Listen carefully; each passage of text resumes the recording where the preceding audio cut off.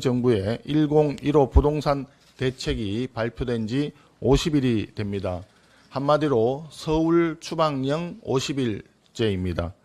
서울 전역과 경기 12개 지역을 한꺼번에 규제지역으로 묶은 이른바 1015 서울 추방령은 서민들의 내 집 마련 희망을 꺾은 것을 넘어 국민의 삶을 뒤흔들고 있습니다.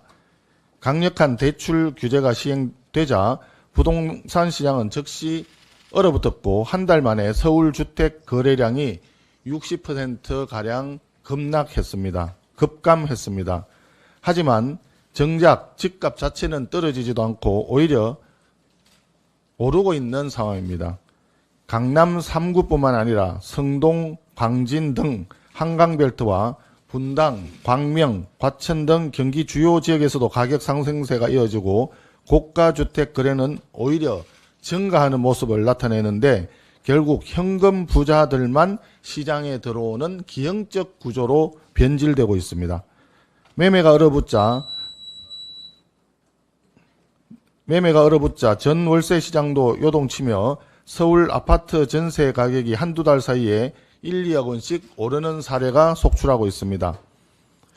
정작 가장 절박한 실수요자들은 대출 찾아 산만리에 내몰리고 있습니다.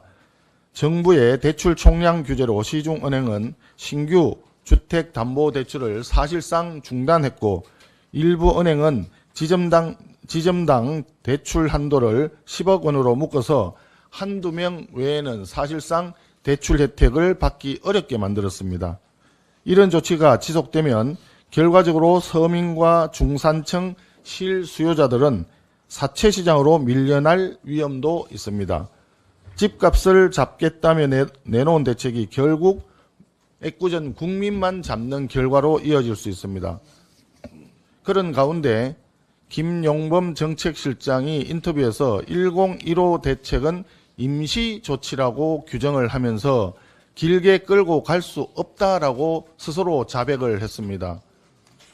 한마디로 국회에서 야당 의원의 부동산 질의에 삿대질이나 하고 고함을 치면서 인성 실패를 드러내 보이더니 정책 실패도 스스로 자인한 꼴입니다.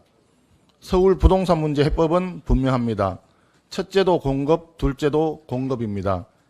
재개발, 재건축 사업의 사업성을 높이고 과도한 임대주택 비율을 낮추어서 공급 여건을 개선해야 합니다.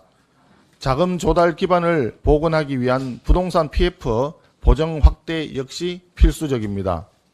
동시에 실수요자 보호를 위해 1가구 1주택 매매자의 주택담보대출 규제는 즉각 완화해야 합니다.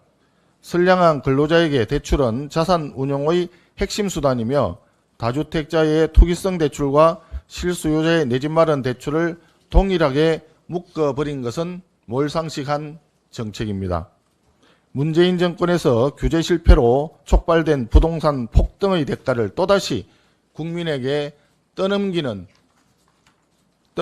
선례를 또다시 만들 수는 없습니다. 특히 가족의 미래를 위해 집안채 마련하려는 실수요자를 옥죄는 정책은 반드시 중단되어야 합니다.